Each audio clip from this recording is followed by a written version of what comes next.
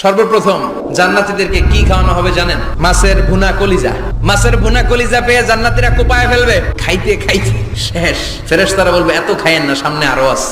বড় বড় পার্টি হবে, খাওয়া দাওয়া শুরু হবে। এবার কলিজা থুইয়া জান্নাতীরা কোপানো শুরু করবে পাখির ভুনা গোশত, একটার চেয়ে আরেকটা সুস্বাদু। জান্নাতীরা জান্নাতে যখন ফলমূল খাবে, ফলমূল গুলো যখন তাদের কমন পড়ে যাবে, তারা বলবে আল্লাহ এই কমন ফল দিলেন কেন? জান্নাতীদেরকে কমলা দিলে জান্নাতীরা বলবে কমলা দিছেন কেন? কমলা তো দুনিয়ায় খাইছি।